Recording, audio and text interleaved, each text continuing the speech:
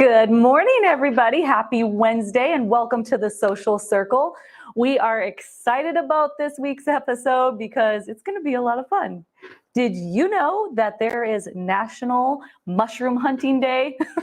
I didn't until about a week and a half ago. So we're really pumped. So to celebrate, we are going to be making this adorable little quilt block. It's a mushroom quilt block. It's very beginner friendly, but it's super cute. You could do a lot with it. You could make it into a pot holder or to a table runner or make a cute wall hanging. There's so much that you could do with this cute little block. So I hope that you guys all enjoy that. We had posted all of the materials on our Facebook community group. It is pinned at the top. You have all the materials, and I actually also pinned the instructions in the comments this morning. So you'll have that all written out as well if you want to follow along, both by watching as well as by reading. So we are super pumped. We're going to get started here in a little bit, but we want to do a little shout out to some of our friends here. I see some familiar names again. You want to say hi? Courtney. Good morning, Courtney. Hey, she just joined us to record for our brand new Sew Inspired podcast yesterday. So we love Courtney. So you'll have to tune in and keep an eye out for the podcast in the future too. So she's also doing the Sewcial Circle next week. She's going to be our first guest. She is going to be our first guest on the Sewcial Circle next week. So you'll have to make sure that you tune in so you can see her segment next week. That's going to be a whole lot of fun. Desta, good morning. Thank you for joining us. Linda from Texas, good morning. Awesome. Patricia Winters, good morning. Desta again, I'm allergic to mushrooms, but I still want to make it. Oh, very cute. Yeah, and I will say, please excuse my voice. I am dealing with, I think, allergies, so I sound a little funky. Marva, good morning. All right. Elaine Gibson. Welcome back, Elaine. She was the winner of our triumph during Sew Creative Live, so which we're going to be showing a little video a little bit later about our upcoming Sew Creative Live, so you'll have to stay tuned for that. All right. Well, we can go through a list of supplies here just so everybody's on the same page. Let's talk about our fabric first. Brian, do you mind switching to the overhead camera? Thank you very much. I'm going to scooch over there. Oh, did it go? I think it went on me. That's all right. We'll take a brief break in a little bit when I play a video, and then we'll do the overhead camera and show you that way. But we could talk about it as well. Not a problem. So let's talk about our tools. And we are going to start with, obviously, our sewing machine. Today, I'm going to be sewing on the Juki TL2000 QI. And Brian's going to be joining me a little bit later. So he is going to be sewing on the Juki. And what's the model of your Juki? HZLG 120. The HZLG 120. So that's what he's going to be sewing on today. We need thread. I am using a 50 weight polyester thread. I'm just using a Coats & Clark, whereas Brian is going to be using Aurifil. And in addition to that, we have our fabric. We have a few different colors. You can get creative with this, but I'm just going to show you this block again. So in my instructions, I put light fabric, and the light fabric is going to be this corner here and the bottom because I did use a light fabric. And then this is going to be called the mushroom top, and then this middle piece is going to be called the stem. But you can obviously get creative with this. I love how Brian did the sky, the blue, and then he went with the striped green fabric for grass, and then you've got the stem of the mushroom and obviously the top. So you can have a whole lot of fun. All right. Oh, he's got my overlay up for me. Thank you, Brian. So let's talk about the dimensions of the fabric that you're needing. We've got the two little squares here. These are going to be 2.5 by 2.5. The next one, which is going to make up your mushroom top, that is 6.5 by 9 inches. And then you've got your two pieces on the bottom that are going to go next to your stem. And those are 4 by 3. And then your stem is 4 by 4. So I've got to ask the question, I hope everybody's cut out their fabric. Is anybody going to be sewing along today? We were super excited. We had zipper pouches a couple of weeks ago, and then we had the piped pillowcase covers last week, and we had pictures. We absolutely love seeing your work, so we're hoping that people will join in again this week, and we will have pictures of some really cute mushroom blocks. And depending on our time frame, we might scooch into a little project. What I did the other day was turned it into a pot holder. So the reason I want to try this again, this lovely machine has what's called a foot pressure adjuster. And this was very thick. I used some thermal batting, and it wanted to pull the fabric. Which, silly me, I didn't use my foot pressure adjustment, and it made my fabric wave. So if we have time, I would like to try this again and make it where our mushroom is nice and straight across and it doesn't pull the fabric on me. So that may be happening, and if not, we might have to just do another episode on how to make this pot holder. We also need our lovely handy dandy mat. So whenever you're doing quilting or blocks or anything like that, using a rotary cutter and a mat is going to help with precision, and precision with quilting is key. It just makes everything pieced together lovely, and it's nice and neat, and it'll come together, especially if you are connecting it with another block. So let's just say you made multiple ones and you wanted them side by side and you wanted them all lined up. That's going to look so much better if we have precise cuts. So I would definitely suggest using your rotary mat and your cutter. Last week I had featured the True Cut option. This week, I'm just mentioning a 6.5 by 12 inch ruler. That's a great size. You can do a lot with that. And then the rotary cutter that I have this week is the Quilter Select rotary cutter. I love this thing. It has a really nice weight. It's really easy to change out the blade. It's got a button that you can just press and move the blade cover with your finger. Super easy to do. And you can just click it back in place. I love it. So that's what I use to cut out my fabric. Normally, I would also say having an iron and an ironing board or a wool pressing mat handy. This week, I wanted to show you the seam roller because not everybody knows what this handy dandy little tool is. So if you do not have an ironing board handy, or maybe you're traveling and you don't want to lug that with you, you can bring your seam roller. This is a great option to open your seams and just roll them open. It's a little bit better than finger pressing, and you don't have to bring your iron. So that is what I'm going to use today, and hopefully you can get one too.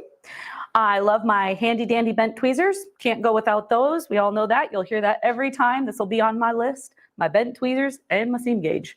Have to have these two. Little snips.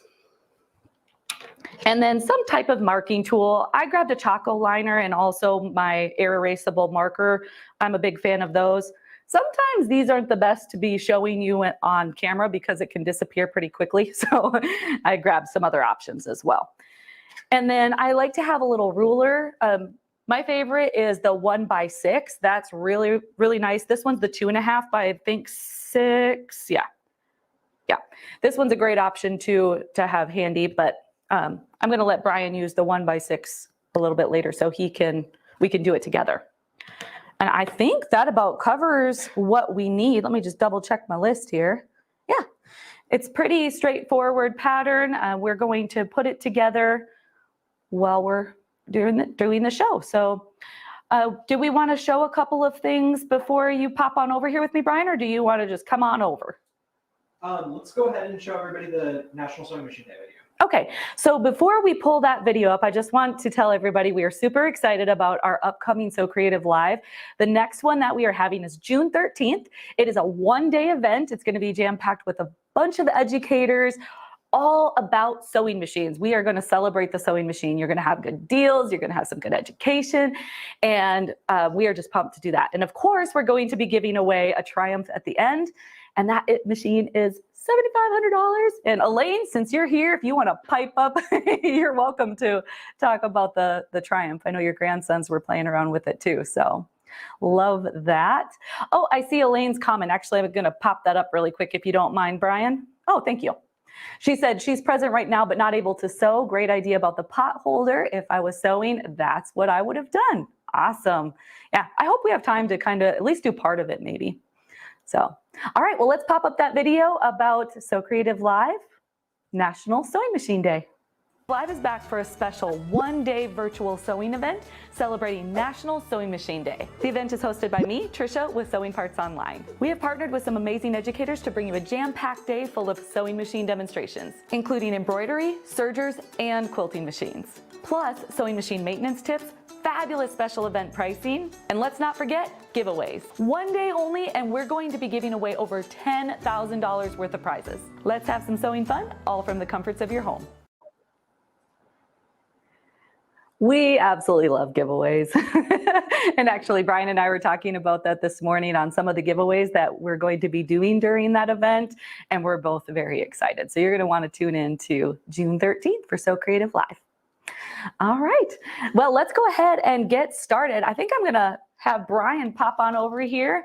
We are going to do our best not to hit this camera and give you a view of both while we're sewing and while we're chit-chatting with you as well. I might hit it with my foot, but I just did. Did you hit it? Yeah, a little bit. That's okay. We'll make it through, right? So I'm hoping I don't hit it with my chair and he doesn't hit it with his foot, but we'll make this work. And I'm going to be multitasking today. I'm sewing and I'm running the show. So I might have to step up, grab the mouse, switch things around. So, but I'm going to do my best not to mess my quilt block up. I have faith in you. Okay, Okay, so let's go ahead and do the overhead camera and I will show you how we're going to connect it first and then we'll come back to the sewing machine and do the actual sewing. Overhead cam? Overhead cam, please. Okay. All right, I'm going to scooch on over. Okay, so we're going to put this together in two sections. So we're thinking of this as the mushroom top. These three pieces are going to go together, and we're going to think of this as the mushroom bottom. So let's just scooch this aside for a moment, and we're going to work on the top. So again, our mushroom top is 6.5 inches by 9 inches, and then we've got these two little squares. And this one is the right side, and this is the wrong side. I'm sorry that that's a little difficult to see, but we're going to take one of these squares, and the large fabric we're going to put right side up. And then we're going to take our first square, and we are going to place it right side down in the upper left-hand corner.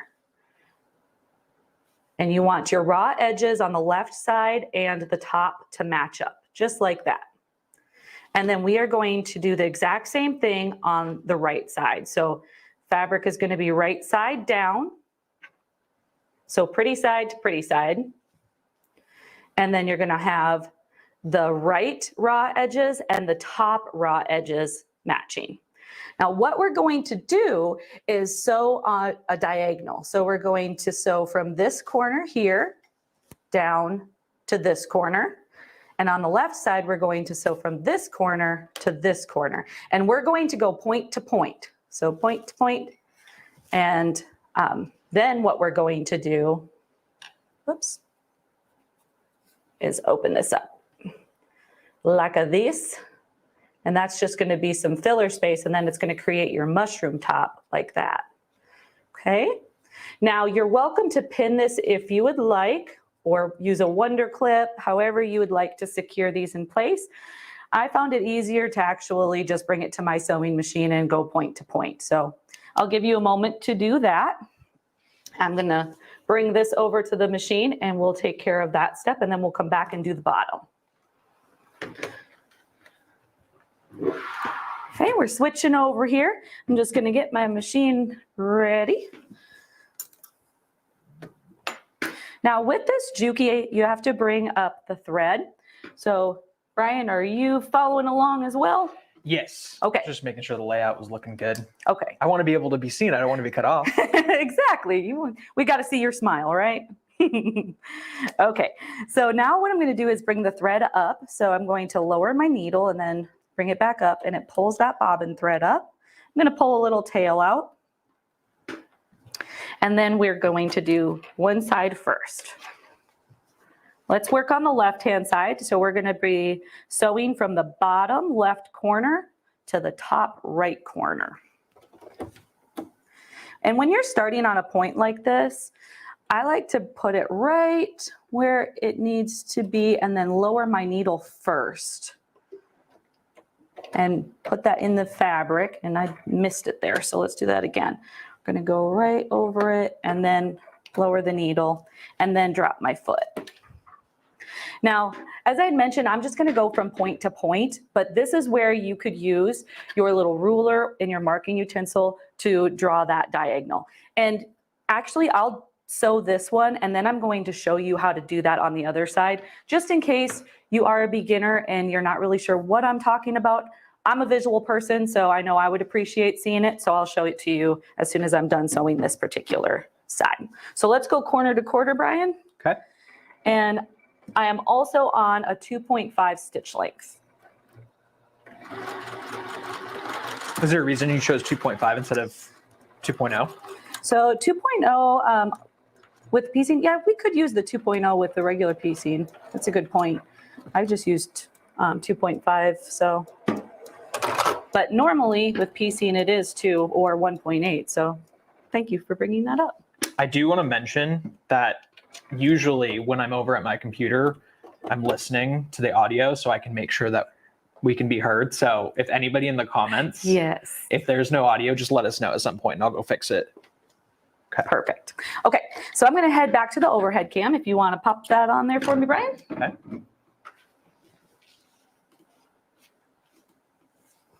Okay, so this is what that corner looks like, and what we're going to do is actually trim this off, and then we'll be pressing that back and using our seam roller to keep that back. So now I'm going to grab that little piece again. Again, this is the 2.5 by 2.5, and we're going to do pretty side down, place it in the upper right-hand corner, and this time I am going to use my marking utensil and make the lines. So we're gonna go from, we're gonna go from the top left-hand side to the bottom right. So it'll be a diagonal, point to point. Okay, and you could place a pin on either side if that helps you. And it looks like we might need to turn it this way to see it a little easier. Does that work better? I think that's an easier visual. So we're gonna sew here and then we'll flip this over just like that. And that's gonna make the top of our mushroom. So back to the machine we go. Gonna switch over here.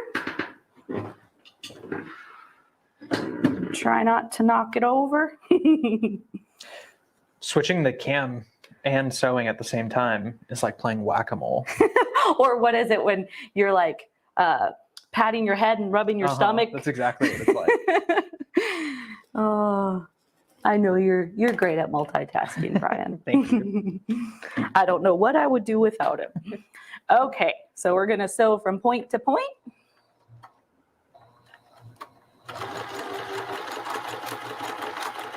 And feel free to ask questions in the comments. We'll take a peek periodically and see if anybody's needing any assistance. Sounds good here. Thanks, guys. I appreciate you. Oh, thank you for checking the sound, guys. That's very helpful. Okay, and when Brian's done sewing that one, we will move forward. Yeah, I'm a step behind. Let's see. No, you are doing just fine. I hope other people are sewing with us. I'm going to grab a pair of scissors.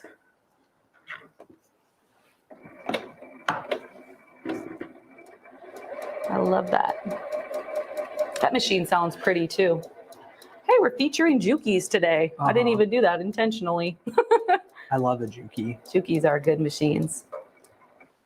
They are beautiful. We've told this story a couple times, but there's a funny story behind this machine, isn't there? There is. Go ahead. You can share it. Okay. Yeah, so, it's okay. Back in March of 2019, I was unemployed because of the pandemic. And I had some time to myself and I was like, what am I going to do with my life? I'm just like sitting at home and I'm like not doing anything. And I always wanted to learn how to sew. So I Googled sewing shops near me and Sewing Parts Online popped up. And I went on and I purchased a cheap little Janome sewing machine. and I got a bunch of stuff that I thought would get me started with sewing. It turns out I accidentally bought a bunch of serger thread, and I had no idea what that was. But so it didn't come, like I didn't get any tracking or anything. And so I called in, and I called the customer service line, and I got Tricia. And I was like, hey, I placed an order a couple of days ago and it hasn't shipped or anything. I just wanted to know the status of it. And she let me know that because of the pandemic, like everything was on back order, which that was a mess in and of itself. And so I was like, okay, I guess I can go ahead and wait. And I waited a little bit longer, and I was like, you know what, I'm just going to cancel my order and then I'll place it when it's back in stock because, you know, it might take a while.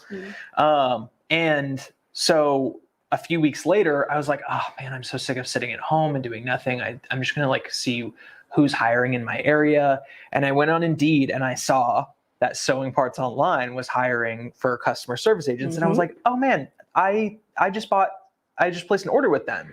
So I'm gonna go ahead and apply. And I applied and I got hired. And I got hired just to do emails. Because That's how busy it was. We had 11,000 emails in our inbox. And I just got brought on to help with that. So I came on and I did that for a little bit, and I ended up at that time we still were having a hard time getting machines in stock, and so somebody returned this machine. Like luckily, and so I ended up paying. They let me do a payment plan on it, and I paid it off slowly over time, and I finally took it home. But it was like a miracle because we couldn't get sewing machines in stock. So I finally got a sewing machine. It's a fantastic sewing machine. Now that I'm getting a little more advanced, I am like starting to itch for something. Certain features. I sewed on a Baby Lock Ballad the other day, and I was like, oh man, the walking foot on that thing. And then I really, really like the TL series machines. Yeah. So I don't know. I'm itching. I love this machine. It does everything that I want it to, but now I'm like, I've caught the bug and I just like want all the machines. So, but yeah, that's our funny little story. Yeah. But this is actually his home machine too. And he just brought it into the studio. And he's like, you know what? I want to get even more confident on my machine. So he's been sewing on his model too. I did a full service on it. Yeah, he did a full service. And I told him, I'm like, I've got a few machines at home that I might bring in and have you take a look at and clean it for me. I do pretty well at like cleaning the bobbin case area, making sure it's lint free and everything, but it does need a good tune up. So I'll give it some TLC. Yeah. Thank you, Brian. Okay. I think I'm caught up. All right. So we've got those two spots, and then I got distracted. I didn't trim off the excess fabric. So let's go ahead and trim off the excess fabric. It's this direction. There we go. The excess fabric here on the corners, and you can leave about a 1/4 inch seam allowance.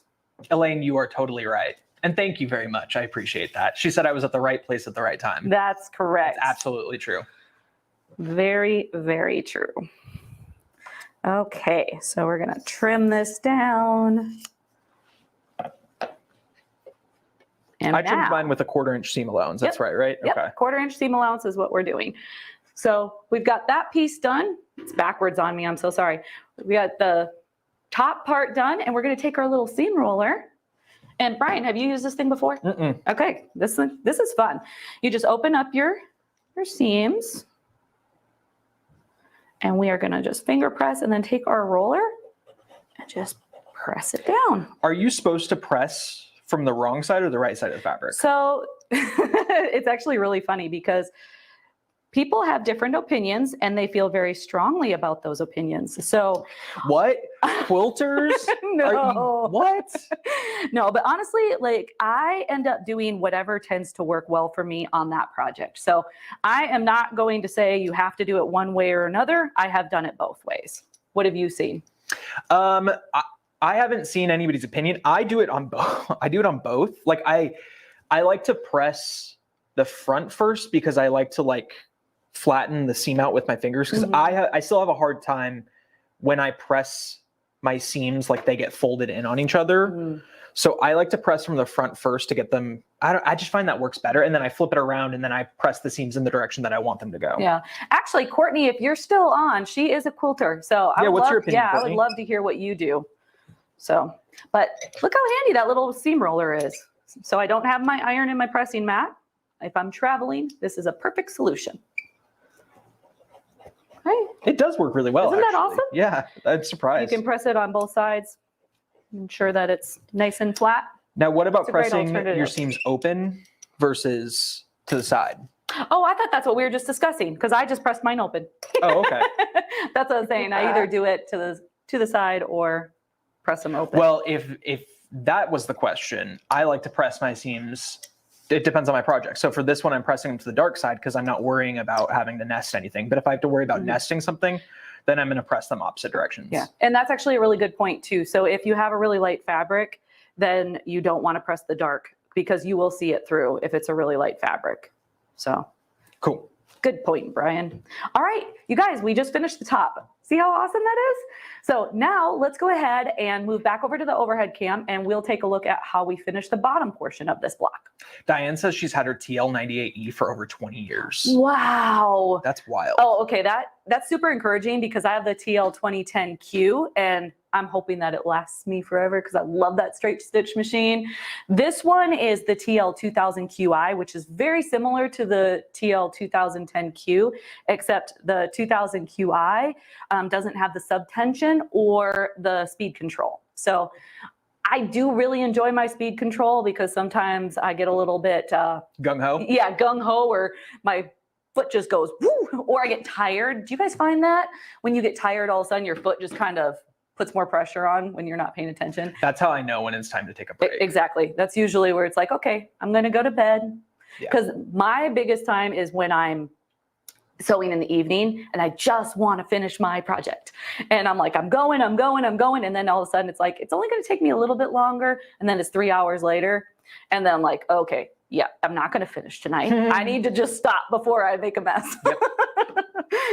So do we want to take a peek at the comments before we go to the overhead cam? Yeah, actually, Elaine says that she watches Fonz and Porter and they press the wrong side first and then the front side. Okay, awesome. If that technique is good enough for Elaine Gibson, it's good enough. Good enough. Yeah, exactly. Thank you, Elaine. Oh, yeah, I love hearing how people, the different techniques. Good afternoon from New York. Good afternoon. Good morning. Good morning, good afternoon. Good morning for us. We've got 2 minutes before morning is done. Okay, let's do the overhead cam. All right, sounds good. Scooching over. Okay, so since it's the vertical, I'm going to scooch these over just like this, Brian. And if you want to just tell me if you can't see it. Looks good. Looks good. Okay.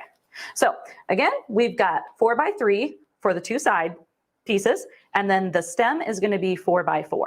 So what we're going to do is have the pretty side up on the stem, and we're going to take one of these pieces, and we're going to put the pretty side down, just like that. And we're going to match the raw edges on the left-hand side, and we are going to sew a 1/4 inch seam allowance. If it makes you more comfortable, you are more than welcome to mark your fabric with your utensil, or you can use the needle plate on your machine and use the guide there, or you could even use a 1/4 inch presser foot. So there's different options to achieve that 1/4 inch. I'm going to bring it to my machine and I am going to use my needle plate as my reference. So let's go back and we will do 1/4 inch seam allowance. So again, with this machine, I do need to pull up my bobbin thread. Not every single machine has to pull up your bobbin thread. Tina is joining us from London. Well, welcome, Tina. What time is it in London? And T-Law Life is joining us from Hawaii. Aloha. Aloha. We got friends all over the world. I know, that's so cool. That makes my heart happy. Hey, Angela. Angela is joining us from Louisiana. Thank you, Angela. We appreciate everybody taking the time out of their day to join us. We are really excited to do this. I'm going to mark mine. Perfect. Just letting you know what technique I'm using. We might as well. Might as well use some different techniques as we're going. This is awesome. I left my 1/4 inch foot at home, but I do have my walking foot if I need it, because it was attached to my machine when I brought it in. So perfect. So while he's marking that, I'm going to go ahead and sew my 1/4 inch seam allowance. And when I say I'm going to use my needle plate as a reference, the needle plate has different lines on it, and it's going to allow you to put your fabric on that guide or on that line. And you don't want to look at your needle. You want to look at the line guide. If you look at your needle, you'll find that your work tends to get all wonky and wavy. So I'm going to just pick a point on my needle plate and I am going to sew. And if you've noticed, I haven't been back stitching. I should have mentioned that, I apologize. But when piecing, because you're going to be sewing over those seams, it's not necessary to back stitch at this point. It's 6 p.m. in London. Oh, really enjoyed. well, good evening. We're happy to have you. Okay, and I'm going to snip my little tails here as we go. One thing that's thread another tails. good tip for beginners, this really, really helped me, and you might have to be the one to show it if you want to grab a piece of scrap fabric. Here. What do we have? A piece of scrap for me? Yeah. Bernie's advice about shifting, about feeding it from the front with low pressure instead of putting your fingers on the side. You know what I'm talking about? You're talking about where he's just doing it from the side just a little bit? If you even just put a little bit of pressure, it'll sew in a circle. That's what he shows. Yeah, this is one layer, and I don't know if the tension's going to work with me, but we'll give it a try. Here, let me put it on full screen. Like this.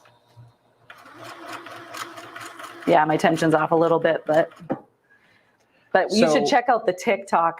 I was going to say, you can see that was one thing that helped with my piecing, because I'm still a beginner, so I'm still like figuring it out.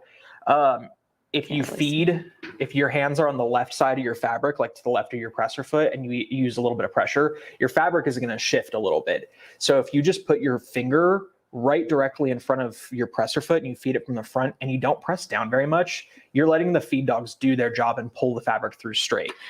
Gotcha. The other thing that I like to do is keep my right finger kind of next to the fabric. Can you see that on the camera? I like to keep it next to the fabric as just like a partition where it's not going to bump over to the right. So in addition to Bernie's little tip on keeping the finger in the front, that makes more sense. Then you're not going to be going all over the place. So little techniques that people like to use. Okay.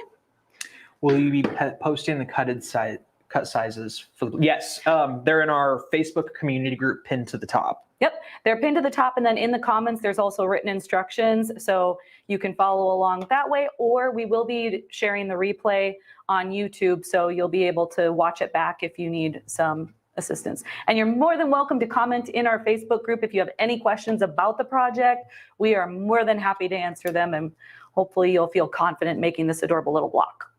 Yeah, if you are not a part of our Facebook community, we would love to have you there, because that's like where we can be the most connected to y'all. We have a YouTube community too that we post to, but the Facebook community is really like where the sense of fellowship is. Yeah.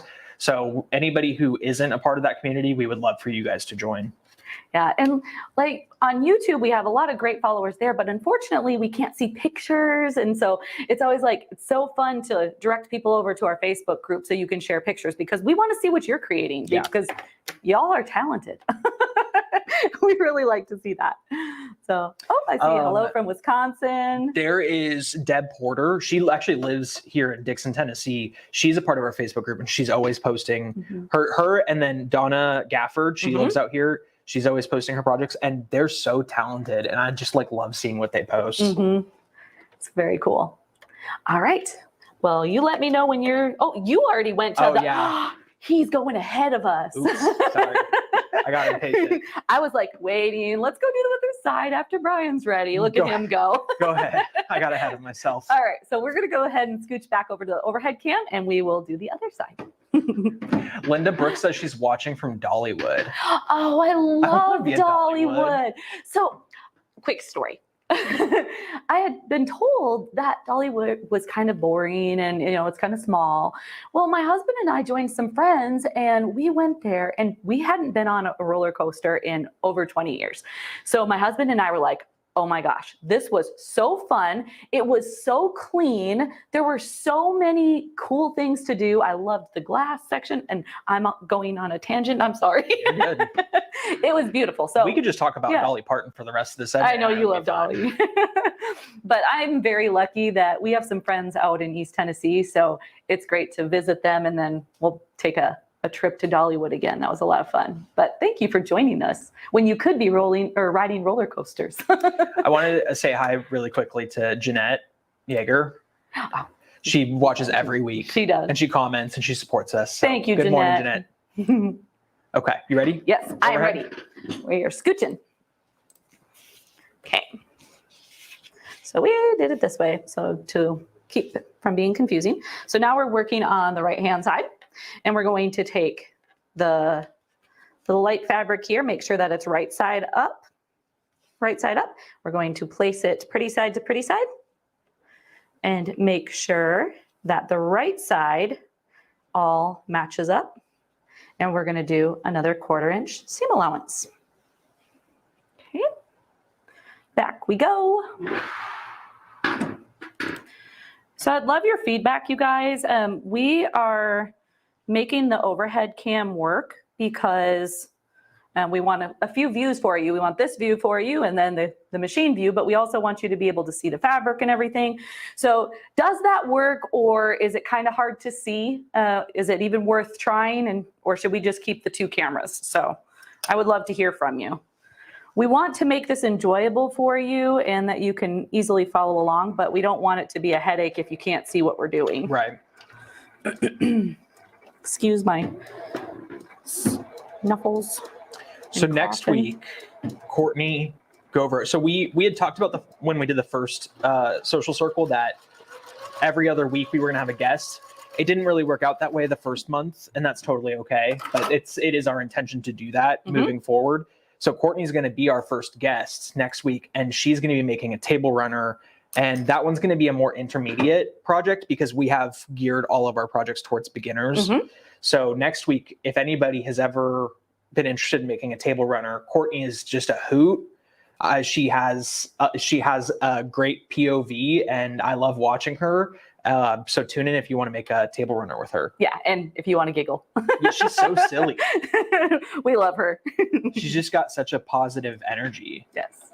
And like I said, she did join us for recording for our upcoming podcast, and it was wonderful listening to her story. So I hope that you tune into that because it's going to be a pretty awesome podcast.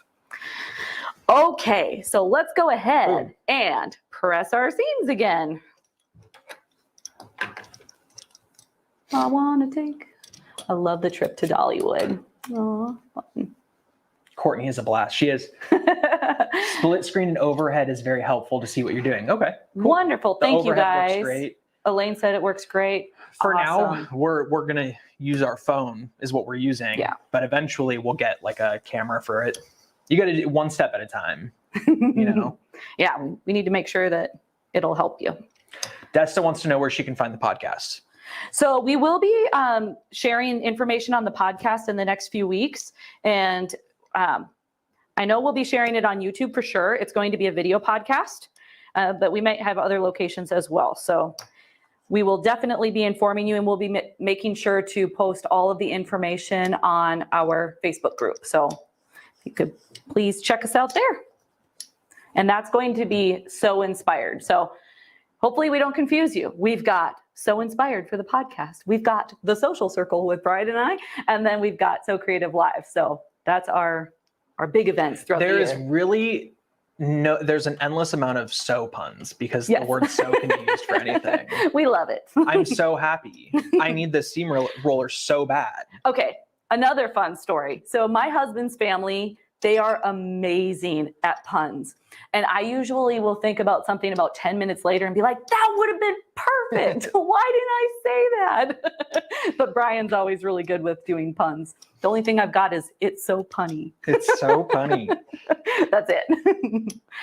So you got yours all pressed open? Yeah, I'm doing the Elaine Gibson method. All the right. Elaine Gibson / Fonson Porter method of pressing the wrong side first. And now I'm pressing the right side. Love it. It's squeaking a little bit, but that's okay. As is my chair. We need to get a can of WD-40 back here. Okay, I'm ready. Just means we're working, right? Okay, so now we're going to bring our 2 pieces to the overhead cam, and I'm going to show you how we're going to put them together. Cool. All right, so let's sneak on over. We've got our 2 pieces. Are you seeing the mushroom? Yay!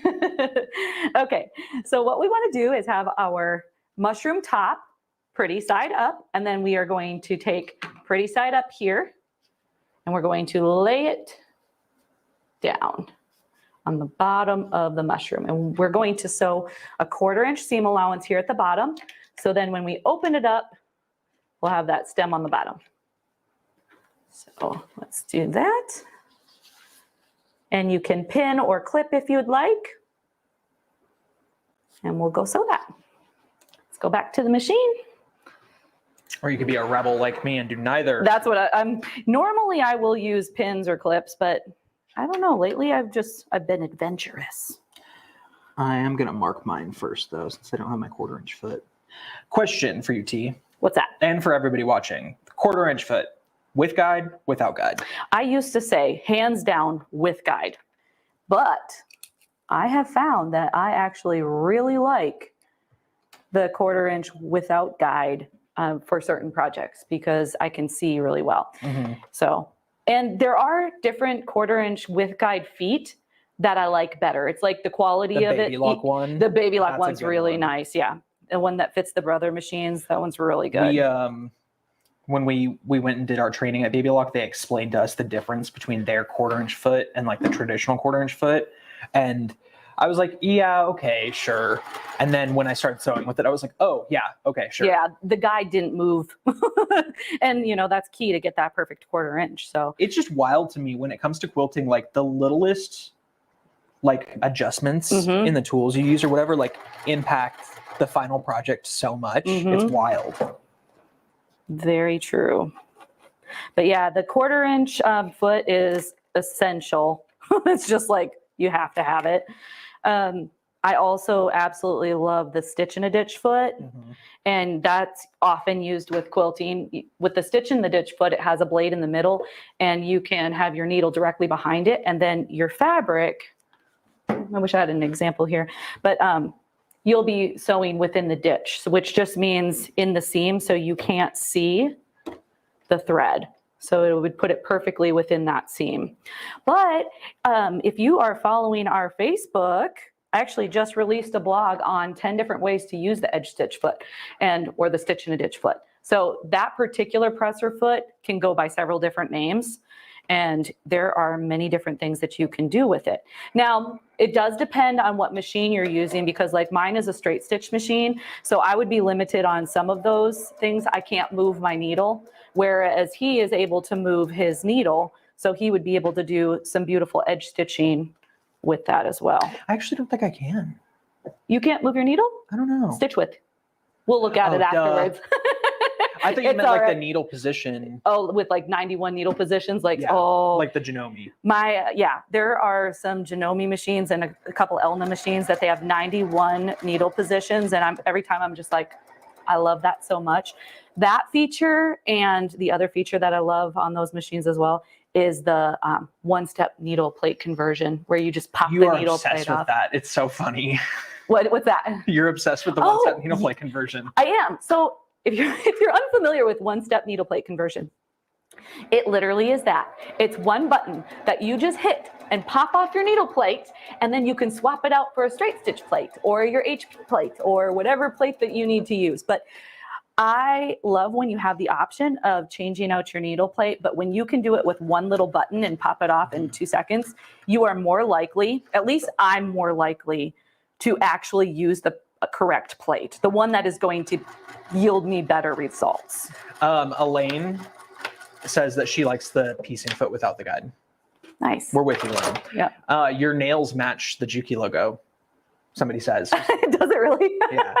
That's not intentional. I like blue though. I was feeling up blue and purple the other day. Marcia said she wasn't prepared for this project, but she loves watching anyway. But that's okay Aw, well, because thank you for can watch watching. the playback. Yep. And she said she's going to try to make the table runner next week. Awesome. Yeah, I cut out a few different ones here, or a few extras, I should say. So we'll have to decide whether or not we want to move forward with the pot holder or maybe looking at making a table runner. I think a table runner would be super cute. Lynn Tillman says we're awesome. Oh, thank you, Lynn. You're awesome. I wish I had my quilt here because then I could show it, but it's at home because I'm going to wash it. I would show off my first quilt. I'm so proud of Brian. He made a beautiful quilt. It was his first quilt, but you did an awesome Up until job. for the last year or so, I'd only been making quilt blocks and quilt tops. I had never actually finished any of them. And so I've gotten pretty decent with half square triangles, but it's all been just practice. So I haven't actually gotten past the step of making the top. So I was like, you know what? I'm going to sit down and I'm just going to make a quilt from start to finish right now. And I did it, and I got like really frustrated at one point because it just wasn't turning out how I expected. But like afterward, once it was all put together, I was like, you know what? All these little details that are imperfect, like they're not that big of a deal because I finished something and I did it myself. So I was really proud. I'm proud of you too. And I'm super excited because he said he's going to bring it in here. And so that means we can just put it on our chair over there and have it available if we need a little blankie. And kudos to all of you who are seasoned quilters, because I went around to like everybody in the building showing my quilt off, like a proud like little third grader. And we can't put it on the fridge. And the thing I said to everybody, I was like, this is a lot harder than you think it is. Like, this is way more difficult than I could have expected. And so kudos to everybody who regularly makes quilts. It's an incredibly impressive art form. Well, and the other thing that we want to do, we're going to be making more quilts, and we're going to be using our beautiful 16X Elite Grace, the Unique machine, and we've got the Evolution hoop frame. So we're going to be playing with that. But the Grace company is going to be joining us on the Sewcial Circle to really show us how to use that. So if you've been thinking about getting into long arm quilting, please tune into that, because you can learn right along with us. We've only briefly, played with it, and we are super excited to set it up. So then when we make quilts, we can do some free motion sewing on there. So yay. We're over here like talking, chatting. Aren't they cute, you guys? I'm making mine into a pot holder for sure. Yeah. So we've got different options. So at this point, we could do something like the pot holder. And what I ended up using on the pot holder, I used the Bosal. It's like perfect. This is just a one piece and it worked great. Let me make sure I'm going the right direction. It's a Bosal pot holder. It's revolutionary insulating fabric and can withstand temperatures up to 450 degrees. So I used this, and then I just grabbed a coordinating backing, and then I used our little block. And then I just made some binding. Now, my binding I made too small, so I had a little bit of an issue, but we decided finished is better than perfect. So I'm totally okay with that. But I do want to try it again and actually use my pressure foot pressure adjuster so I don't get the wave. And I also want to make my binding a little bit wider so I actually am able to make it look pretty. I like pretty. Thank you, Elaine. Elaine said, good job. Great Thank you, Elaine. I will say also, touching back on that, the binding was my least favorite part.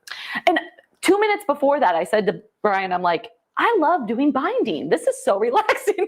And then I made it too small, and I'm like, I lied. Binding confuses my brain. The connecting of the tails will confuse me, but I think I'm getting it now. Like somebody else doesn't like binding too. Without having to look at a video, because I'm fine with doing it with a video, but sometimes it's like it feels backwards when I'm attaching the tails. But we'll go over it and we'll all get it down together. I want to touch on that Bosal really quickly. I do want to give everybody a warning in case anybody wants to like make this project and use that fabric. I would recommend that only getting that one if you have a pressure foot pressure adjuster. My machine, I can't adjust the pressure foot pressure, and I just couldn't make it work. It was just too thick. But you had a really good tip that we wanted to share. I do. I'm going to try this. I think we should. Because where did I get this from? Oh, I think it was from Baby Lock. I think Linda, we were watching a training video, and Linda from Baby Lock shared this tidbit. If you don't have a pressure foot pressure adjuster and you're having a hard time getting something under your presser foot to start sewing, lower your feed dogs into free motion quilting mode. And then when you're ready to start sewing, bring them back up. So you just lower them and feed them under your presser foot and then bring them back up. I love that. Because for me, the main thing is as I'm trying to push it under my presser foot, they're getting caught on the feed dogs because they're diamond tips. So they're like grabbing onto that fabric. And so as I'm pushing it in to start sewing, it's like bunching up. So I'm going to try that. We'll see. The other thing too, if you want to grab that other product that we that's have, what I'm going to use. That's what you're going to use. So we've got a couple of different options that we can play around with. I'm not going to make mine on camera because we just don't have the space to cut it out right now. But I'm going to use, I think it's called Insulbright. Yeah, we can post it on our Facebook afterwards with the correct name. But you can see like it's significantly thinner than that batting. And it's got like a reflective thermal. I'm assuming it's the same material that they put in like the car reflectors to reflect the heat. The instructions do say to use 2 layers, so I'm probably gonna like baste it first, and I don't know. I'll make it work, and then how about I post mine on the community group? There you go. Perfect. There you go.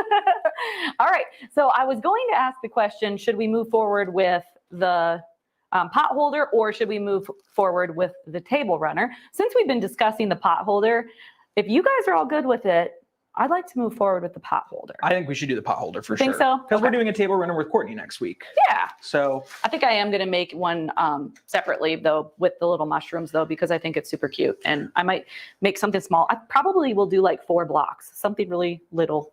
well, since I don't have room, I guess this is my time to get off camera. Oh. But I'm very happy that I got to make my little quilt block with you guys. And I can't wait to see everybody else's and show you guys my pot holder. So good luck on yours, Tricia. Well, thank you, Brian, and thank you for sewing with me. Appreciate it. I'm going to run the show. He's going to be in the background again, but we know that Brian can pop on if we need him to. So hopefully we can do that.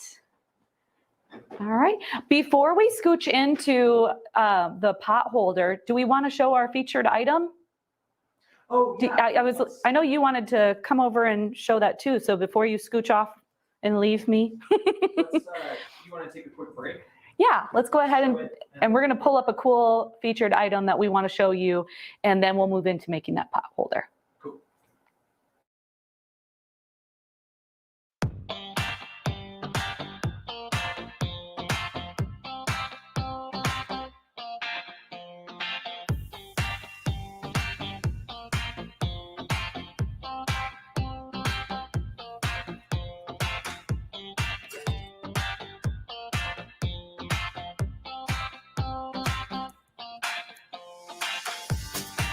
Okay, to begin, get a center of the circle, and then take your foot, and find your center by holding these 2 fabric square twice.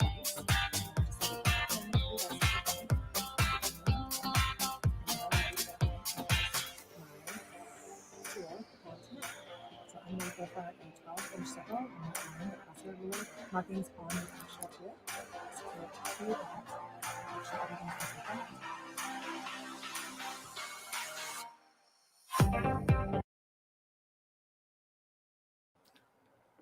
So that is the Wish 2.0 table. So the one that I have in front of me, can you see it? It's acrylic. It's a little hard to see.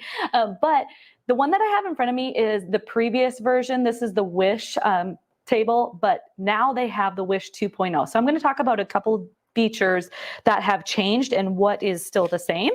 But this right here is the Wish table, which is 22.5 by 25.5 inches. This is going to extend your work surface. Super, super handy. They are cut to your machine. They're custom cut, so they do take about 2 to 4 weeks to come. But what it does is you're able to have this cut out and you slide it up to your machine and you have a level working surface. These are really, really handy if you are a quilter or you're working on a big project and your items just keep falling off your machine on the side of the machine. This larger workspace is super, super handy. So on the original Wish table, there are these little holes, which you're not going to be able to see, but there's little holes in here. And it came with what's called, let me make sure I have this correct, the circle sewing holes and tool. And it was this little tool that you would be able to place in here and then put the pin in your fabric and then sew in a circle or sew a circle. And it would help you get these really precise circles. Well, they took it a step further. This is a Sew Steady table. Sew Steady took it a step further, and now the Wish Table 2.0 comes with the Circles and Straights tool, which, Brian, do you mind pulling that up on our website so they can see what the Circles and Straight tool is? It'll take me a second. Yeah, And as he's pulling that up, just to let you know what it is, it's got some little lines on it, and you're able to make circles, perfect, precise circles from, I think it's 2 inches to 30 inches large. So it's really cool if you're just trying to make like a template or something that's a circle, but it's also really cool if your machine has decorative stitches. You could do a really cool design around the edge of, like in that picture, it looks like it's a little placemat or something. You could do a decorative stitch all the way around the circle. So it's a really, really cool item, and it's just a great way to extend your working surface. But the wish table, Stacy from Sew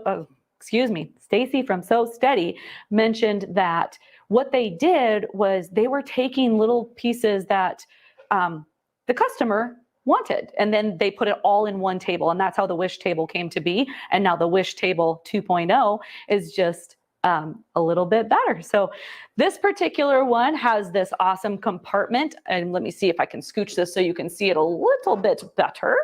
There we go. It's a blue tray. I don't want to dump it out, but it's a tray that's compartmentalized, so you can have all your little notions stored in there right at your fingertips. Handy dandy.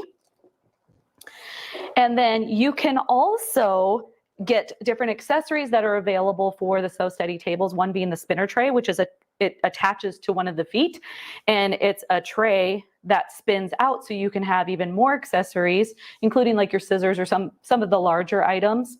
And then right now, right now we are offering a special promotion with the purchase of any Sew Steady table, not just the Wish 2.0 table, but with any Sew Steady table, you are able to get the light stick for just $10. So the light stick is super awesome. You can turn your extension table into a light box. So super cool if you are needing to trace something. I had seen it used for, like, you see with the magazines that always have the cool patterns, and you're like, how am I supposed to get that pattern out? You can turn it. You can put it on here, have your light stick underneath, have that come through, and you can easily trace it onto paper. So a great way to get those awesome patterns in the magazines. So anything else that I missed on that, Brian? I think I've got some. No, I think you covered it all.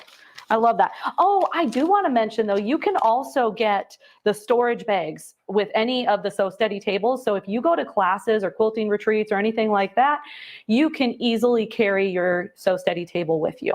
Again, just a reminder, it is a custom cut table, so it does take about 2 to 4 weeks to come in. So I hope that you all enjoy it and take advantage of that $10 light stick promotion as well. So I am going to have you switch on back to the overhead camera here, and I'm going to put this off to the side, and then we'll get started with making our pot holder.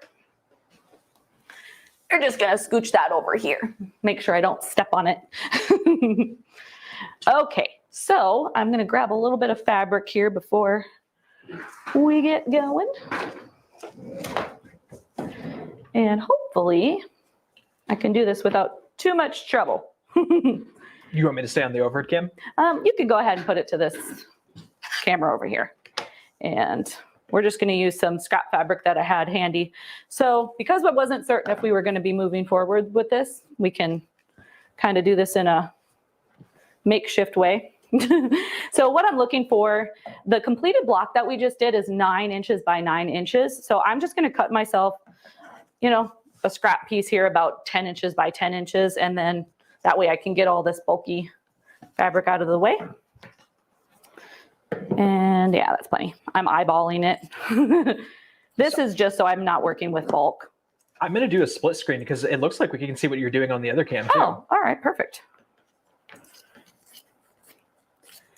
And this is where it would be nice to put my iron on, but that's fine. How much time do we have? Can I let my iron heat up? Maybe say hi to some people while we're doing it? We got about a half hour, so we're good. All right, so let me go ahead and pull this iron over.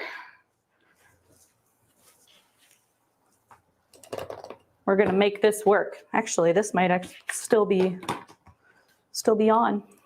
Let's do the overhead camera. There we go.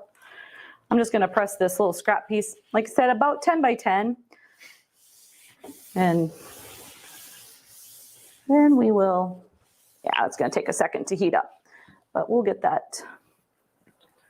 And then we will also be needing some binding. So I do have some pre-made binding.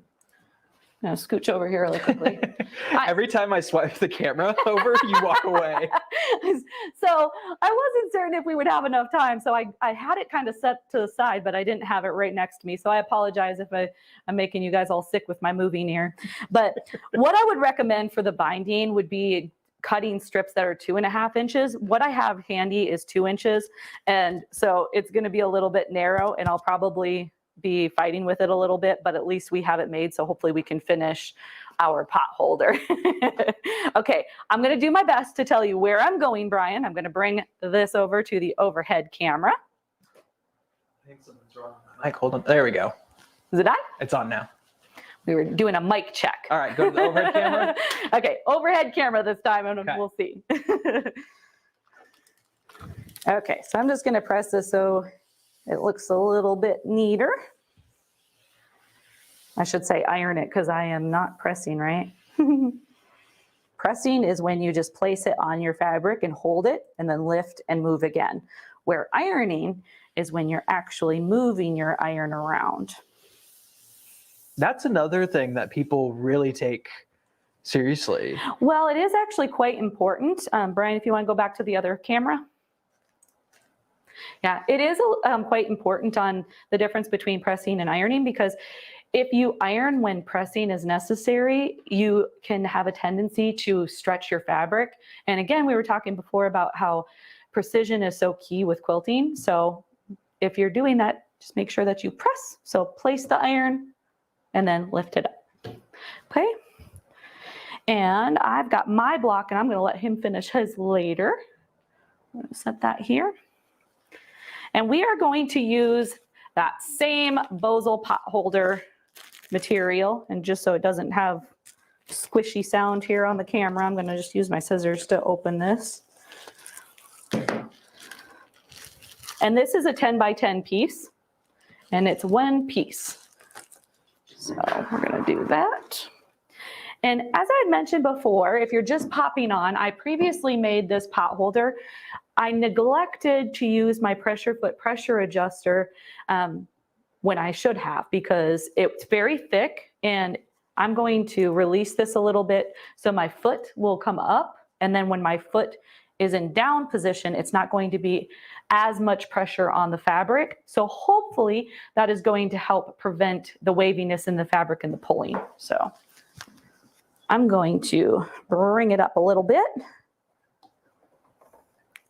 Normally I would have some extra fabric and some extra batting and give it a little test run beforehand, but I have a feeling it's going to work well. So we're just going to go ahead and move forward with it. And honestly, I would prefer to use a walking foot in this case.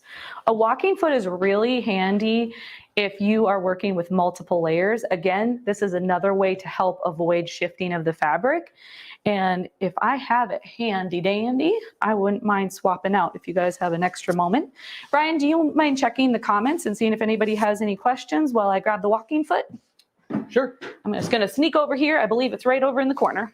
I don't see a lot of questions. I do see a lot of talk about Dollywood. Oh, I love Dollywood. That's why they're talking about it, because it's great.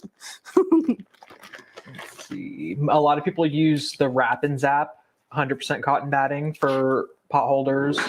So the Wrap and Zap I have used before, but I only used one layer and it was not enough. So when you're using the Wrap and Zap, how many layers do you use for pot holders? I would love to know that. Marcia uses one layer of Insulbright with one layer of Wrap and Zap. Oh, there you go. That's a great idea. Synergy. That is a wonderful idea. So if you want to scooch over to the Juki camera, that way I can show them how to attach this walking foot. If you're unfamiliar with a walking foot, it's quite the little apparatus. It's got this arm here that goes on the needle clamp screw. There we go. The needle clamp screw. There's different styles. It may have a claw where the screw has to be in between, or it may be a straight bar, and then you would just set it on top of the needle clamp screw.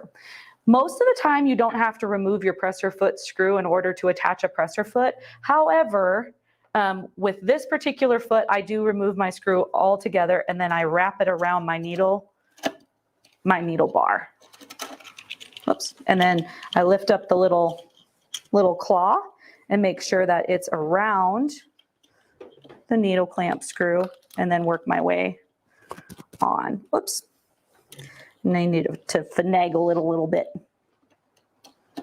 There we go. And then I'll come back over and do this. Oh, I see that you can see my big old scratch on my arm. So fun story. My husband was painting his motorcycle, and I wanted to hang curtains and my curtain rods, and I decided that I was capable of hanging them myself, which I did, which I'm super proud of myself. But I did injure myself in a couple of ways. I stubbed my toe and I scratched my arm, but it's all good. All right, you guys, I got my walking foot attached. And now, Kate has a question about the Sew Steady tables. okay.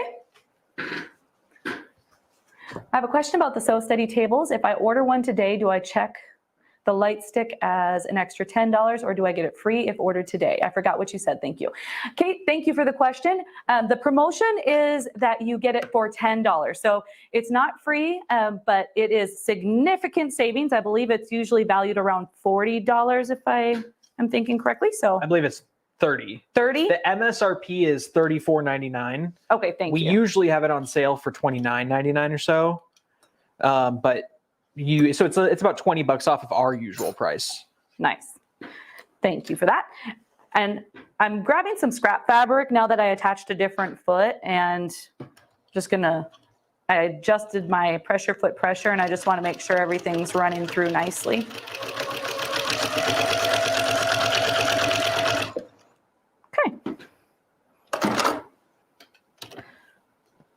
Everything looks good. My tension looks fine. So I think this is going to be a good option for us. Okay, if you want to swap over to the other camera, Brian. So what I'm going to do is take my backing fabric and make sure that the pretty side is down. And then I'm going to place my batting piece. Nice and straight.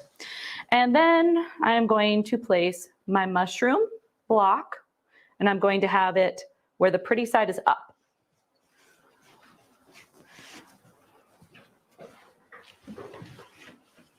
So there's a few things that you could do here. If you wanted to, you could use an adhesive spray, and that would hold everything in place. If you use the temporary adhesive spray, make sure that you do have a ventilated area because it can be pretty strong. Another option you could use would be the Wonder Clips. You could clip them on the corners here to help everything stay in place. This is a little bit thicker than what you would normally see with like doing a quilt. So I don't know if your pins would work very well in this particular circumstance. Honestly, you're probably going to get the best results using the spray.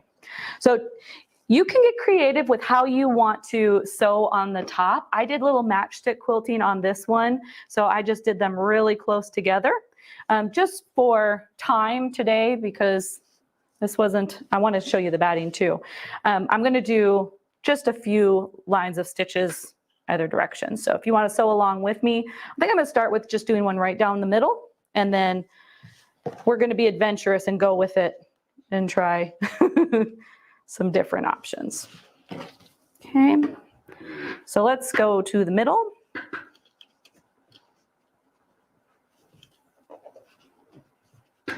And we could mark it with our ruler. You know what? I want to bring that up. We're going to bring our thread up from the bottom. Pull back a thread tail about 5 or 6 inches to get us started. Here's a good question. I keep catching that little piece of thread. I need a walking foot, never used one. So question, can you use the walking foot when sewing zigzag or just straight stitching? You can definitely use it when you can definitely do a zigzag when using a walking foot as long as the opening on the walking foot itself has the larger opening. The one that I am currently using is for the Juki, and mine is a straight stitch machine, so there's no reason for the walking foot to have a wide opening. So mine is very narrow. Whereas, actually, I believe I Here, do have. you want mine? Yeah, if you've got one handy. I actually think I might have one in the drawer too. I want to show you this. I've got one, Brian. Thank Oh, you do? Okay. Yeah. Oh, you have the deluxe one? Yeah, with I've got a changeable deluxe soles. option. So this particular one it's the deluxe option. It's fancy.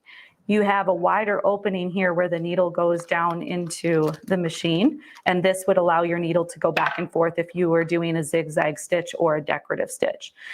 This particular walking foot's really nice because you actually have interchangeable soles, and I'll show you those. And this one here, let me set that one down for a second.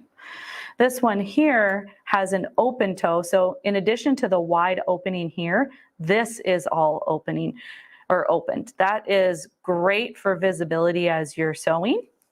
And then you also have the option of the stitch in a ditch. As I was talking about before, it has a blade directly in front of the needle.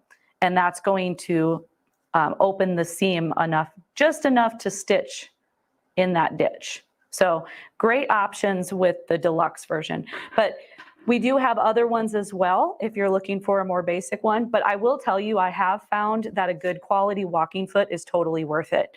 My Janome has what's called an AccuFeed walking foot, and it's designed a little bit differently, and I love that one too. So it just depends on your machine, but if you have any questions about compatibility, give our customer service a call and they'd be happy to help you find one that will work well for you. If you don't have a walking foot, can you use another foot or just bite the bullet and get one? I'm assuming the latter. So Sir Robin the Chicken, that's a great question. You actually do have an alternative option if you maybe can't afford a walking foot, or you have maybe one of the kits that contain a variety of feet. The roller foot is a wonderful option if you don't have a walking foot handy. Now, I will always say that the walking foot is the one to go with, but if you need an alternative option, roller foot's great. So I hope that does help, but feel free to continue with the questions, you guys, and we'll do our best to answer them. So I'm going to just eyeball it here. Normally I would mark the center or wherever I'm going to start, and then I would follow the line. If you have a machine like the Baby Lock, the Ballad, does the Ballad have the beam on it? Brian, do you know? Chorus. The Chorus does. There we go. Yeah, there's different machines that also have beams that you can follow as well. So again, different features that you might be interested in depending on what you sew. So you can see as I go here, make sure it doesn't pucker. Is it feeling better? It feels a little bit better, but it's still puckering a little bit. So I'm going to get the first line of stitches down and see if it helps. But if you notice, let's take a peek over here, guys. Over on the left-hand side, my fabric, my backing is hanging down off the machine. This would be a fabulous time to have one of those extension tables, because what that's going to do, extend my surface. All of this would be nice and flat. So everything would be laying flat and I wouldn't be pulling on anything. You know what else? Let's bump up the stitch length. It's going to look a little bit different, but those short stitches won't help here either.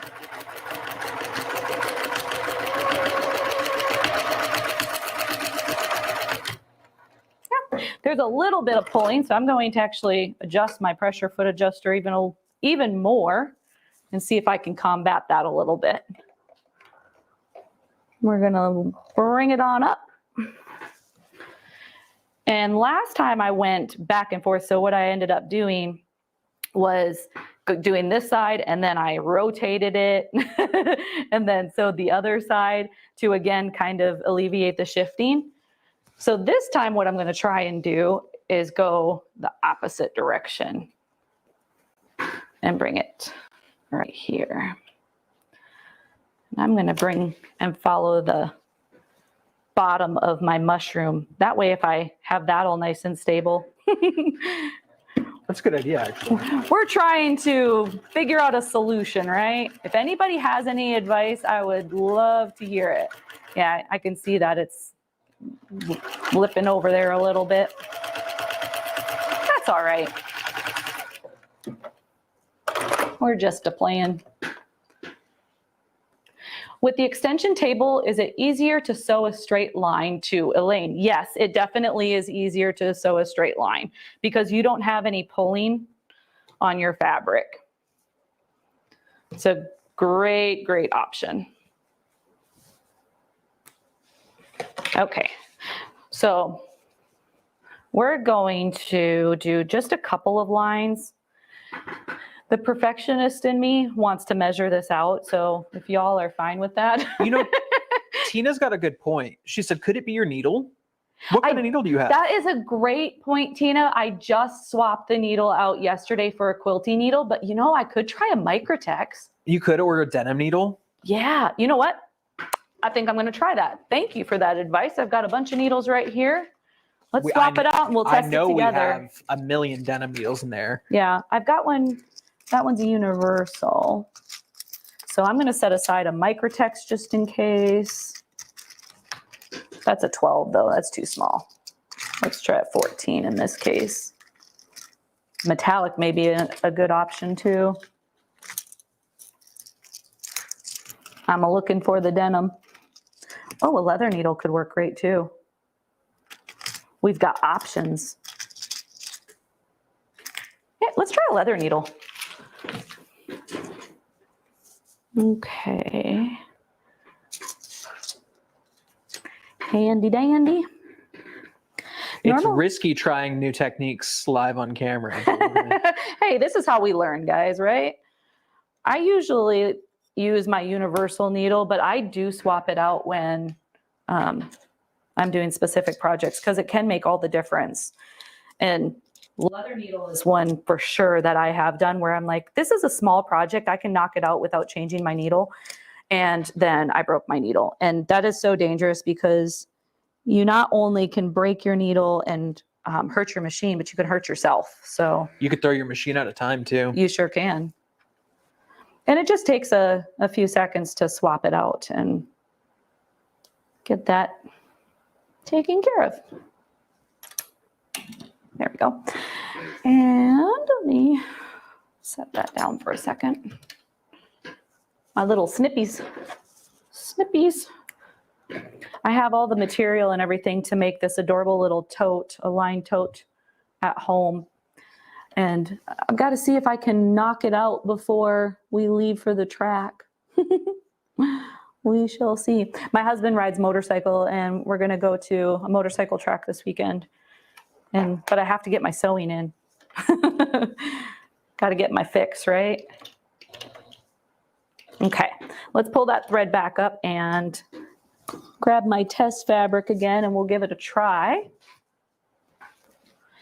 And Tina, if this fixes it for me, I'm giving you a big air hug. Let's try this.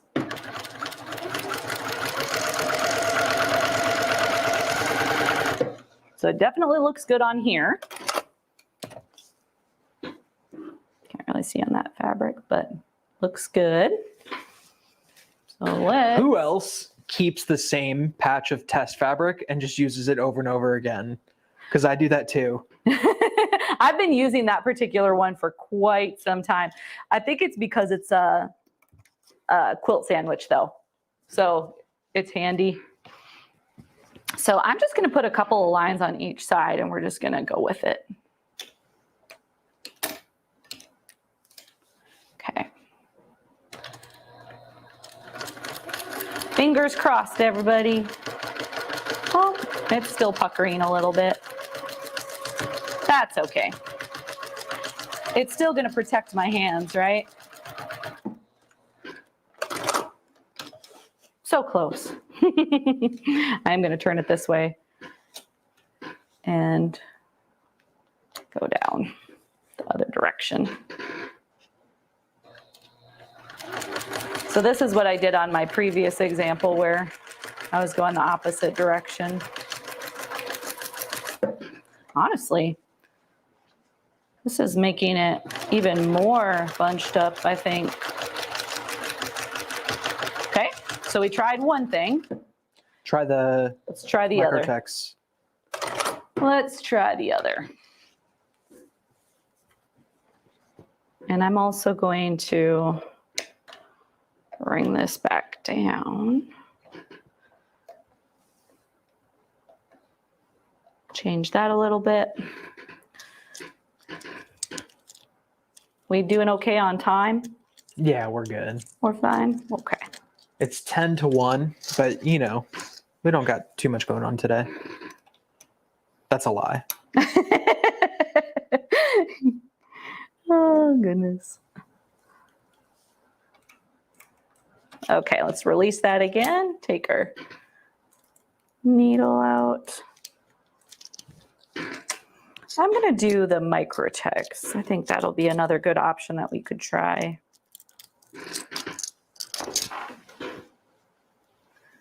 We're learning together. What size Microtex are you using? I'm using a 14. I think that should be sufficient.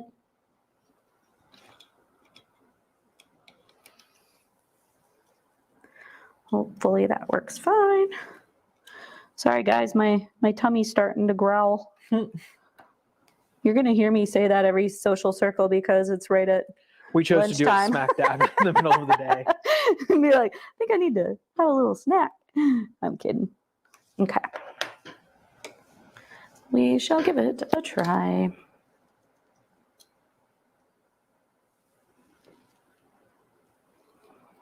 And this is also another example. You can see the fuzz on this particular thread. As I had mentioned, I'm just using a polyester Coats and Clark thread. This is another reason why it's great to use good quality thread because it's less linty. And I can see the little fibers on this thread. So I use it quite a bit, but on an important project, I always make sure that I use a really good quality thread. Okay, there. So we'll give the Microtex a try. When you're doing an important project, what's your favorite thread to use? I love Aurifil and I also love Gutermann. They are wonderful.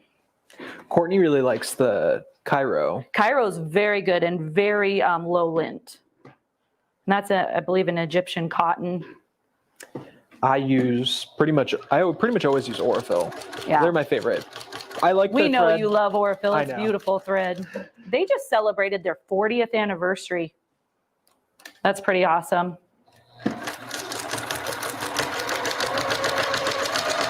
So of the three, I think the Microtex is doing the best.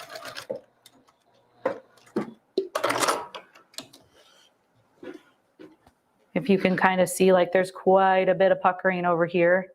Was that the leather needle? No, this is the Microtex. So this was already puckered up, but over here, it looks a lot better. Yeah. So for anybody that's wondering, Microtex is working the best so far. Thanks for the suggestion on changing the needle. Turn it on and back off again, right? Exactly. Exactly. Okay, and I'm just going to do one more row here. The other thing that would eliminate this too is using that temporary basting spray where it's already attached to your batting. Okay. We're just going to keep it simple. And then, Yeah, so Robin the Chicken, we can post the name. I'm assuming you mean the name of those threads, the thread companies.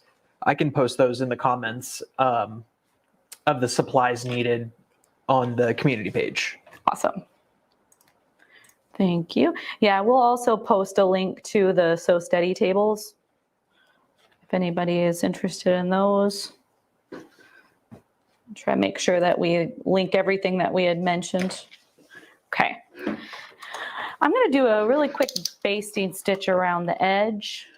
I just find it easier to attach binding when it's basted around the edge. So we're just going to do a quick.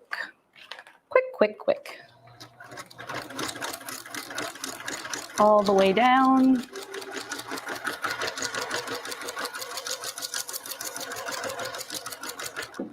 Yeah, I think I'm going to make multiple ones of these so I can keep testing it until I find a solution, because I don't like the edge of that. That looks like it's going to hit my foot. We'll do that nice and slow. We're just tacking that down. A basting stitch is a long stitch that can be removed. This is actually going to be in the binding, so I won't have to remove it. I'll lift that up and tuck that under. One more try. I put the threads in the comments on the video, and I put it on the supply list just Perfect. in case. Thank you. Is your mic on, Brian? Yeah. Okay. Wonderful. That's just pulling. Oh. Thank you for reminding me, because sometimes I do leave my mic off and I'll just be talking over here and nobody can hear what I'm saying.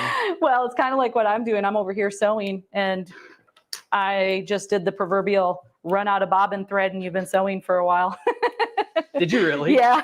So I'm like, oh, I'm just chilling over here. So we're just going to swap it out for a different color, because this is just a play one. So it's an example. What is that joke? It's all fun and games until you run out of bobbin thread. Yeah.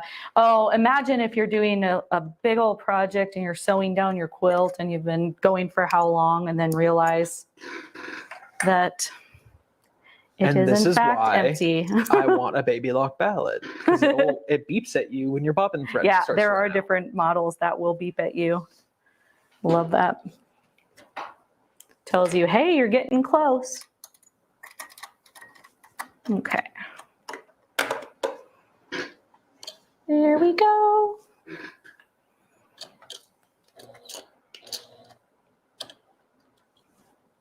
Mm-hmm. We're going to drop that down a little bit. Troubleshooting's key, right? Mm-hmm. I'm finding that my walking foot a little bit over. There we go. Okay. I brought up my bobbin thread. Well, the benefit of this is you're going to be able to really easily see the bobbin thread, because it's bright blue. Bright blue. I'm going to stop and readjust and just kind of hold my fabric over a little bit at a time. After it's washed a couple of times, you won't even notice the puckering, right?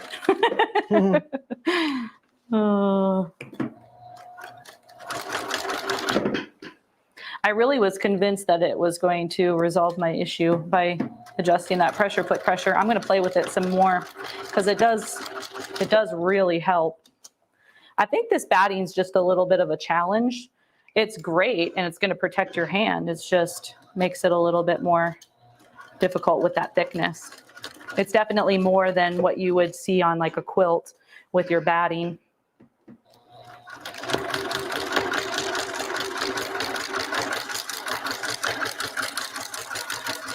Okay, so that's basted down, so we're just going to cut that. And if you notice, I've got my thread trimmers over here. I just hit that and it cuts the thread for me. And now we can come on over here and trim off the excess fabric. And yeah, I'm going to just use the scissors since I have them handy. But normally you would want your rotary cutter. I'm going to trim this all up. So what's everybody having for lunch?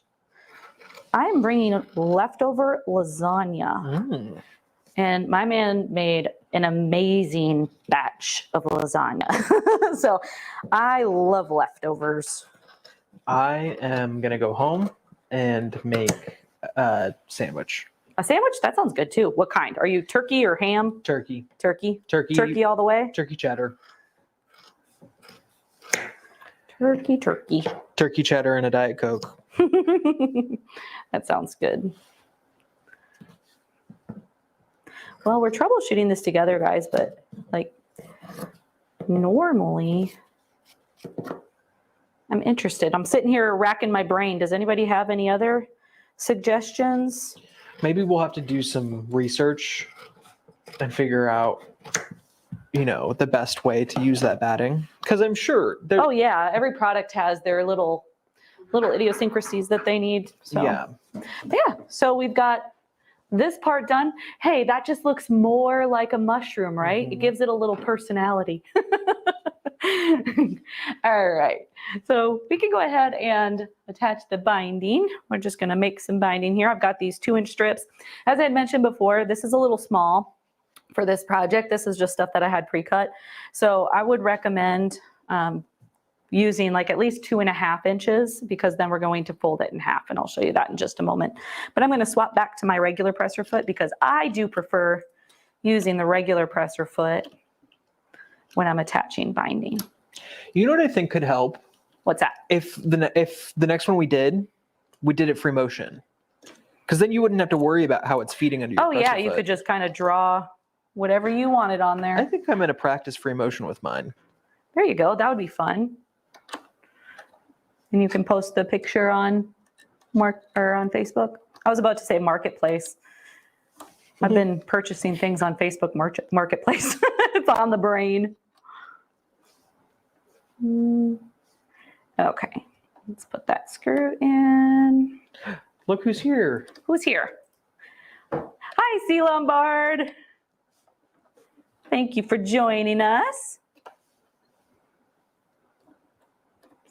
Maybe you have some tips for me. We're having a few issues with puckering. We've tried needle changing, doing some adjustment on our presser foot pressure. But it's going to be perfect in my eyes. Okay, bringing that back up.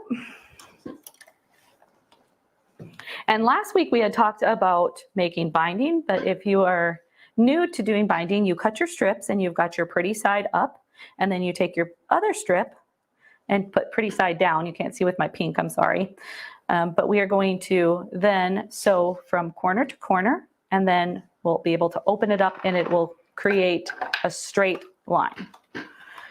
So a little tip, if you place your needle down and then place your binding strip here, right in that little V, then you're able to easily start sewing, and you start at the correct spot. And then we're sewing all the way down to the other little V. And we have quite a few videos on how to do binding, so you're welcome to check those out if you want a close-up of how to do that. And actually, let's go ahead and put that stitch length back, because I'm back at a 3, so that's too long. We'll put it to a 2.5. Okay, so again, make sure that your strip is straight. This is pretty side up. Take your other strip, pretty side down, making it a 90 degree. And then we are going to sew from corner to corner. Popping that in.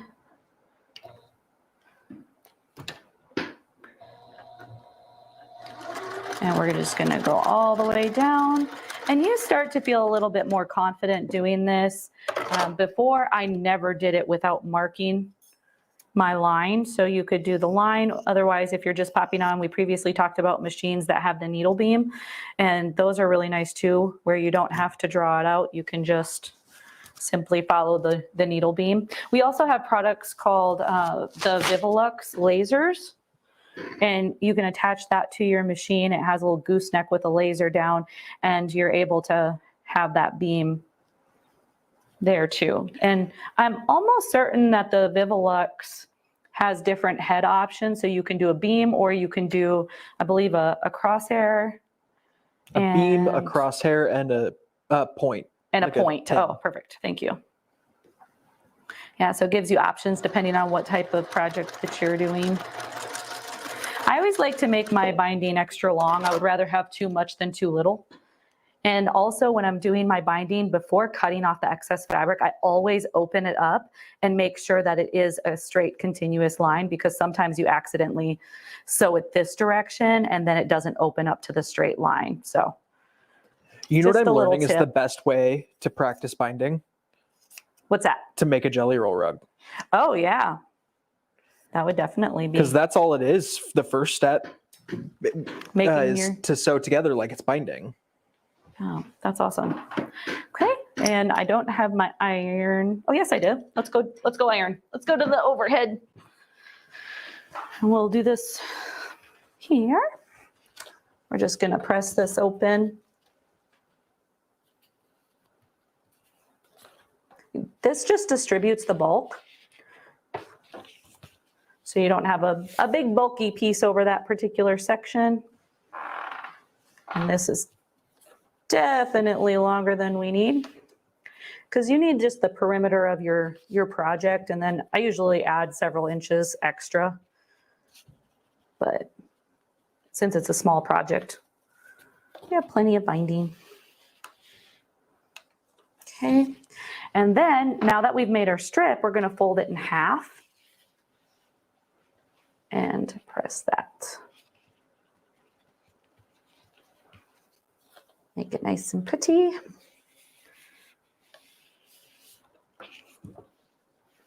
I'm gonna situate this here so it's not an awkward angle. Excuse my hands moving around, guys. There we go. I think that will work a little bit better for us. You can use leftover binding by cutting it down and making shoestrings. They are so fun to make, Elaine says. That's What a, good a idea. great idea. That's awesome. You'll have the coolest shoestrings. Yeah, no kidding. You could do all sorts of different fun colors and match your outfit, right? Make you extra Smart. cool. We joked about that the other day, where it's like, it's not cool to say cool anymore. I'm like, I'm telling you my age by saying cool and awesome. I still think it's cool to say cool. Thanks, Brian. Yeah, some words I don't understand. Some of the terms nowadays, I have no clue what it means. I'm like, sure, I can figure it out with the context it's used in, but not quite sure. I still think it's funny, my Juki nails. Somebody had mentioned that my nails match the Juki logo. They remind me of Tricia Camacho. Oh yeah, I love her hair. She has blue hair and it just fits her perfectly.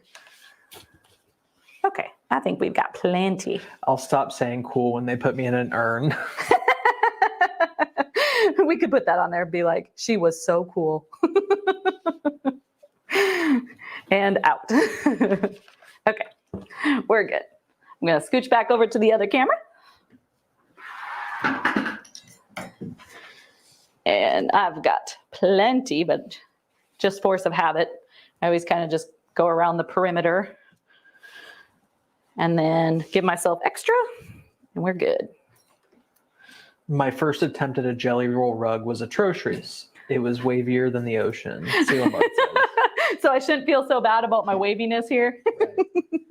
Well, my first attempt is going to happen sometime this or next week, so it's probably going to be all wavy. But we have a friend who can help us with that. There's one of our friends, Amanda Mateo. She's a Sewing Parts Online ambassador. She's like the jelly roll rug queen, and her whole TikTok and everything is dedicated to jelly roll rugs. So if I have problems, I know I can go to her, and she has a class that she does, so I can take that class and get my jelly roll rugs perfect. You sure can. Okay, so if you're just popping on, I had mentioned that this particular strip is more narrow than I would prefer. This is a 2-inch strip, and now folding it in half, it's 1 inch. So because of the thickness of this particular batting, after I attach this and roll it over to secure the binding, it's really tough. It's really, really, it's too thick. So where I would normally do like a 1/4 inch here, I'm actually going to do pretty close to the edge. I'm just going to use my presser foot as a guide. And I'm going to sew right next to that. So with binding, I'm going to be taking the raw edge of the binding. The raw edge is the cut part, not the folded part. So we're going to take that raw edging or raw binding and place it to the edge of the fabric. And then we are going to sew this down. And you want to leave extra space because doing those tails, that's what I was saying before, where I'm like, I'm getting it now, but it takes a little bit. But you want to leave yourself extra space as well as extra fabric. It just, you'll have a more pleasant experience.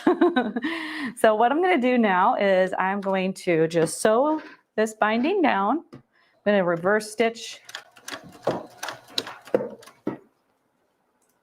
And we're going to sew to a 1/4 inch away from the edge of the pot holder. And then I'm going to get to that 1/4 inch and I'm going to lift up my presser foot as I leave my needle in.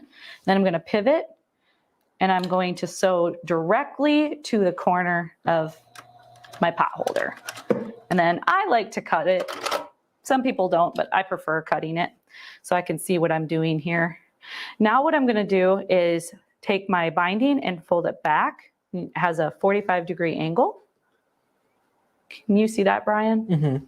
And then we're going to flip this back again so that the folded edge is flush with the edge over here.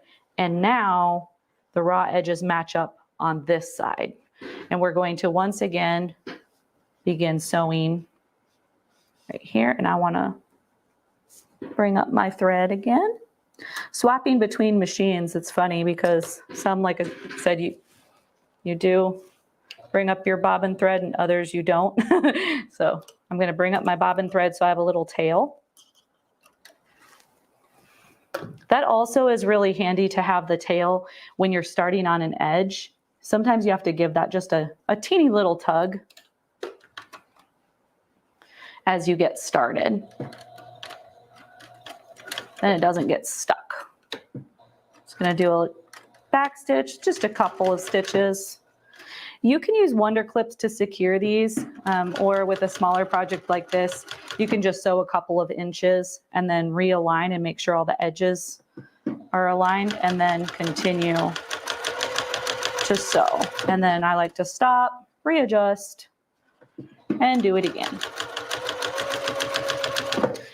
And again, if you're wanting a more detailed look at how to attach binding, last week we did a piped pillowcase cover, and we go through all the steps on how to attach the binding. So I would highly recommend watching that replay, and you can see that closer. So we're going to do that again, coming up to the corner. So we're going to fold it over, fold it back, make sure those raw edges align, and we're going to start sewing again. And I didn't bring up the tail, and we'll see what difference we have. I have to give it a little push.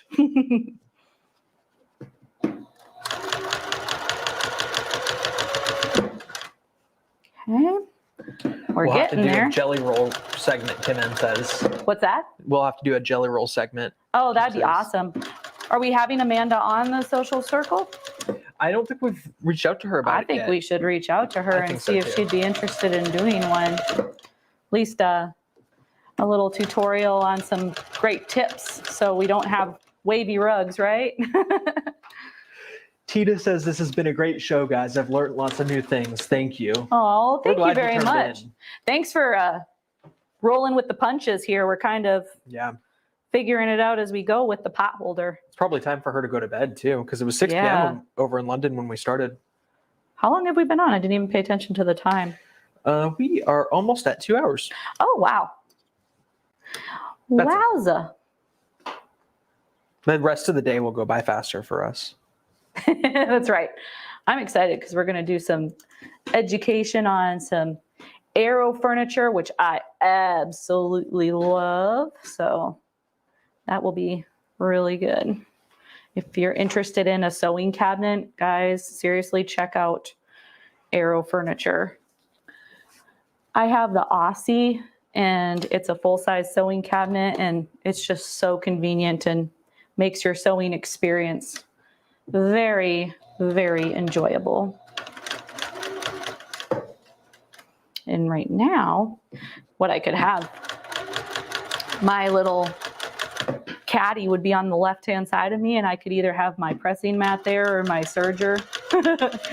So we could do that and just pivot over, and I could press it while we're talking. Are there any other questions that anybody would like me to answer while we're finishing up the binding? But people are definitely saying they want a jelly roll segment. We've got awesome. Good to know. 10 comments now. So, and I would love for us to have Amanda on so we can help support. She has her own website, and she sometimes will pre-cut fabric and sell it.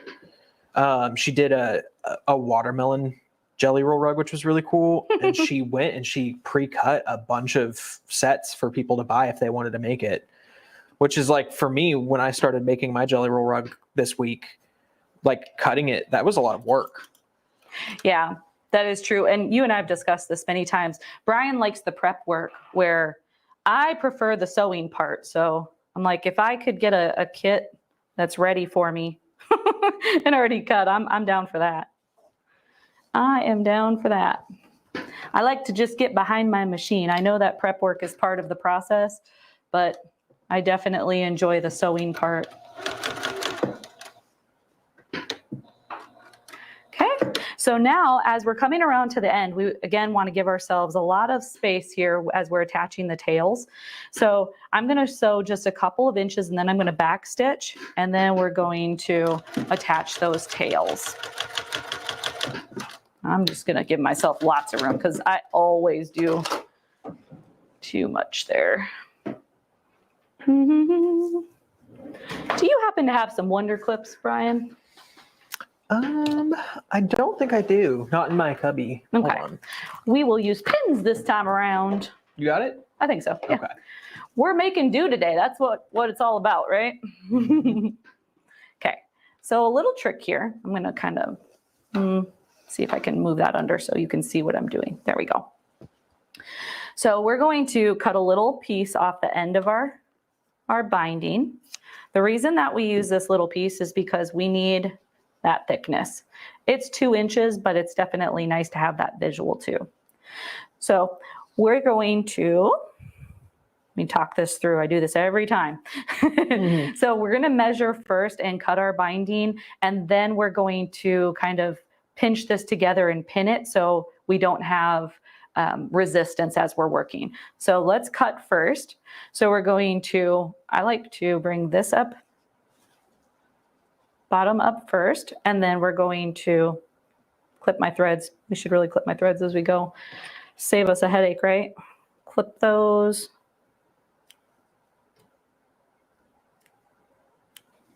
There we go. Okay, so we're going to lay that flat.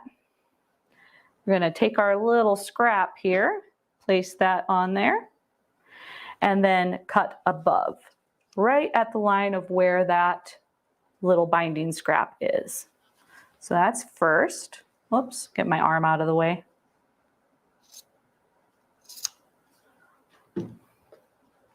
Okay, so we can leave that scrap there, and then we're going to take the top binding here, bring it down, and we are going to cut on the other side. And again, I'm kind of in the way. There we go. I'm trying to stay out of the way, guys. Okay, and this is often confusing, so I'm just going to show you again that we've got the bottom piece, then we've got our little scrap piece to show the thickness, and we cut right at the top, there we go. We'll lay this down, and we cut at the bottom of the scrap. Okay, so now we've cut it. We're going to use our pins We're gonna open this up and we're going to kind of pinch this together just because we don't want to work with that. We don't want resistance. And this is going to help us be able to attach those pieces better. Usually I'll use a Wonder Clip here. You can just hold it right here and right here. And that does a nice job. But we're gonna try with these pins and see if that works for us. Wonder if working with a fabric secured in a hoop would work. Would what? Working with fabric secured in a hoop. Oh, I don't, in this application, I don't think that would work well, only because you want this resistance to be gone because you need to place these together and kind of do it at an angle. I do need my Wonder Clips. Let's see if we can find one. Take a peek here. Otherwise, I think I'll end up pinning myself, poking. Oh, I know we've got some here. That's,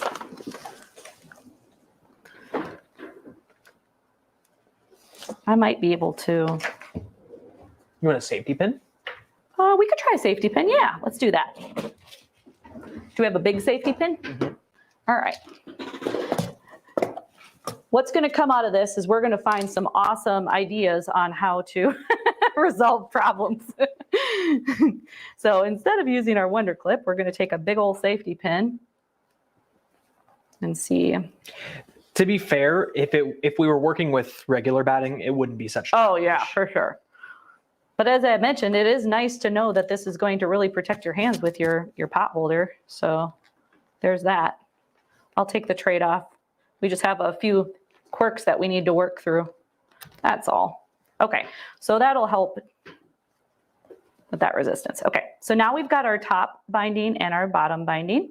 We're going to open the top binding and kind of lay it over to the right. Then we are going to open the bottom binding and place it right sides together. And we are going to sew from this corner to this corner. And this is a circumstance where you do want to place a couple of pins, one on either side.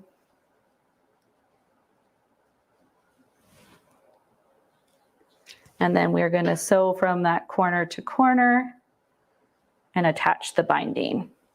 Again, I keep saying the Sew Steady table.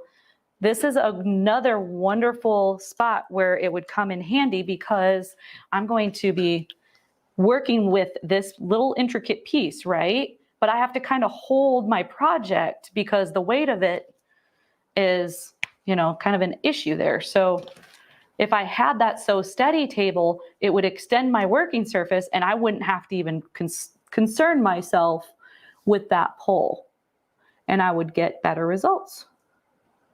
So you don't even know you need something until you're in the middle of something like this and you're like, oh, perfect solution. So we're going to sew all the way to the corner. Diane says thank you because your method is easier than her method. Oh, well, thank you. This is not my particular method. I learned it this way, and I am glad that it's helping you. Okay, so now we're going to make sure, you never want to trim it off until you've double checked to make sure that your binding's correct. So we're going to release that pin, make sure that it all lays nicely. Look at that, see? And then we're going to continue sewing in a straight line. So now that we know that it lays nice and flat, we can cut that excess fabric. So we're just going to snip that off. What does Linda Pacini call them? Dog ears? Dog ears. The dog ears are actually the teeny little ones that I had trimmed off before. This one right here. There we go. So we're just going to press this open. I'm just going to finger press it like that. And then we're going to fold it over on itself. And we're going to start back up. I usually sew over what I had previously sewn. I usually start a little ways back, about a centimeter or two.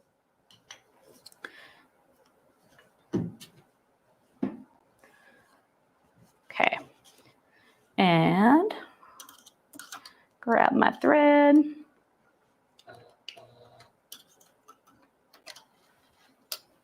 Okay. Thanks for sticking with us through lunch, guys. We appreciate you.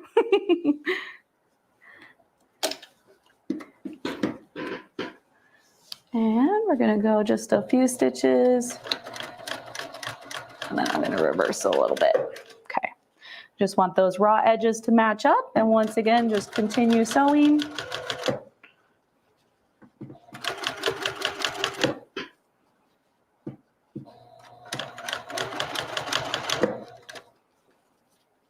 Yeah, and I could have even cut that just even a little bit smaller so I wouldn't have this puckering.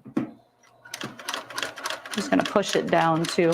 I found that pushing it down right in front of the foot can help too, especially if I'm using like a really thick foam batting. So that might be something I'll try with this particular batting. Okay, so we did the first step of attaching the binding, and now what we're going to do is flip it over and we're going to sew this down. So I'm going to do it like that. And I don't have my Wonder Clips handy, so we'll give it a go.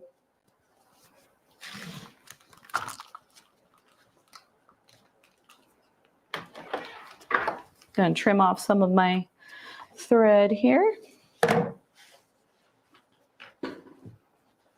What if you tried binder clips? I have some right here.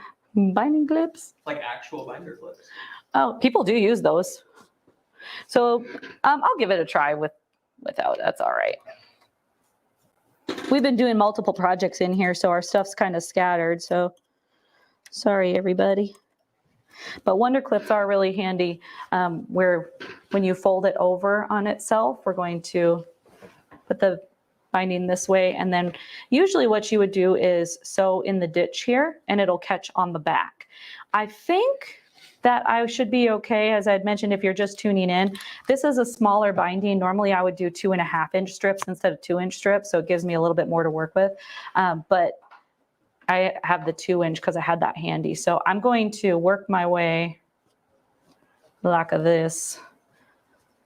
I wonder, let's see, do I want to do, yeah, I'm talking to myself.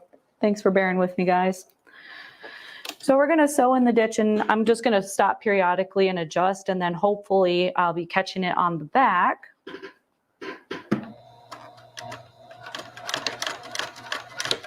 And this is another nice reason for switching the needle, because when we were discussing it earlier, I ended up swapping out to a Microtex needle, and this is penetrating all those multiple layers of fabric a lot easier than that universal needle would.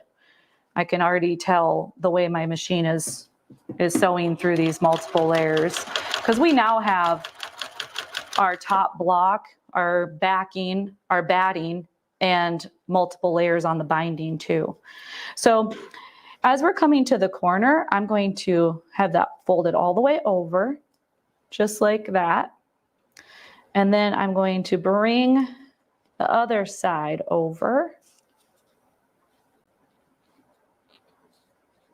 and have a little mitered corner. So I'm going to hold it in place and try not to relieve my pinched fabric until I get to the point. And then I'm going to leave my needle in, lift my foot, and readjust. Yeah, I would highly recommend using the Wonder Clips, because then you have all this already secured and it's easier to manipulate the fabric. But I'm going to scooch it back down.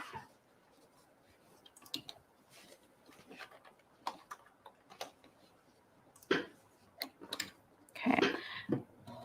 And do little sections at a time. You can just do an inch or two once you get started off that corner, and then it's easier to continue on.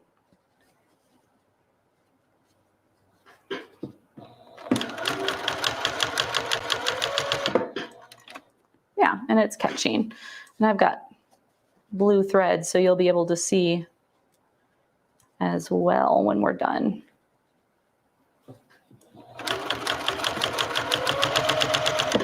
Because this is so narrow, I'm going to go up on the binding a little bit so I can make sure that I'll catch it on the other side. Normally I would like it where you have it in the ditch so you can't see the thread. C. Lombard is recommending a stiletto to help push Oh down. yeah, stilettos are great. The other thing that I used the other day was my bent tweezers, and that helped me like tuck the fabric under like this and then bring it down. But no, you are correct. A stiletto is a wonderful tool. One of my other favorite tools is the 5-in-1 Alex Anderson tool. Wonder if I have that handy. Show you how to use it. Yeah, here it is. And you've got the awl on this side, but it's pretty convenient because you've got a cover that goes over here that has a tip that you can use to get your corners nice and pointed. You've got your awl, which I'll use here in a second. And then you have a seam ripper on this side. And then you can use this little flat end as a seam press, like it's kind of like we did with the seam roller. Instead of rolling it, you can press the seams open using that end. Very handy tool. So Kate has a couple questions about the Sew Steady deal. Okay.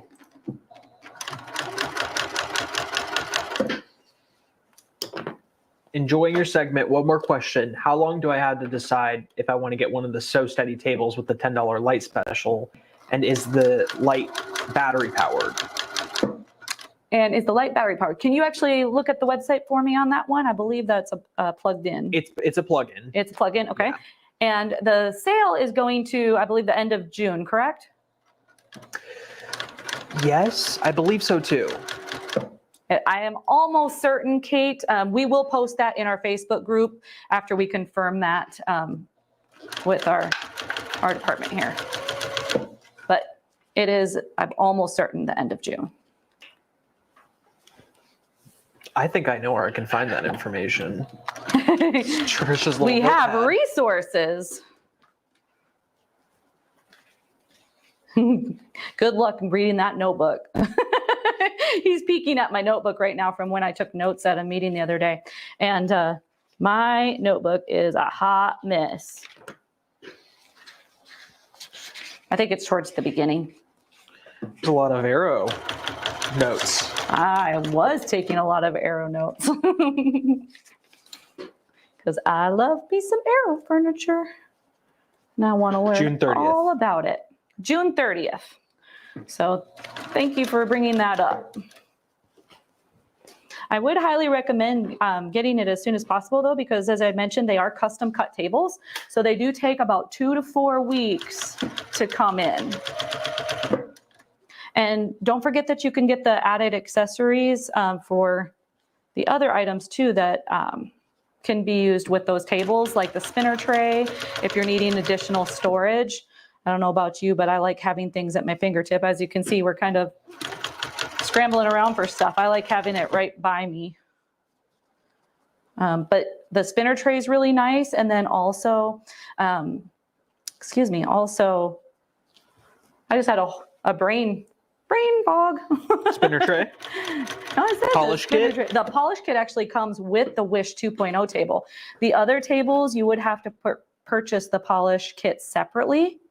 And the polish kit is, I would say, absolutely necessary because although it's an acrylic table and it's a flat surface, without that polish, there still is just a bit of friction. And if you don't polish your table, your fabric doesn't move smoothly. So as I mentioned with the Wish 2.0 table, the polish kit is included. All right, we're coming to the end here. Does anybody have any other questions? See, you got just a little bit more. Watch me not catch the last bit. It will still work. All right. It's a design element, not a mistake. That's exactly right. There we go. That's a hot mess, guys. Oh man, I think that's my new phrase. We always say everything is figure outable back here. Like mine's just going to be, it's a hot mess and it's okay. Well, if anybody decides to get the pre-cut Bosel 10 by 10 pot holder batting and they decide to experiment with it and they get it right, post it in our Facebook community group, because that we would really like to know. We could put it in the product description. Absolutely. We would definitely add it. All right. Well, I think that about does it. Do we want to pop back up here if anybody has any last questions? But man, we appreciate you sticking with us this long, and we completed our little mushroom pot holder. We had started out with just the mushroom block and then moved into the pot holder. So I hope you like that little extra. If you have any questions, be sure to let us know. We are happy to answer them. Once again, everything is on our Facebook group. So we have the materials that are needed. We also have the written instructions, and we will have the playback on our YouTube as well. So you're welcome to go back through and do this little project. And we would love, love, love to see your pictures. So I hope you all have a wonderful afternoon, and we'll see you next week. Good night, Tina. Good night, Tina.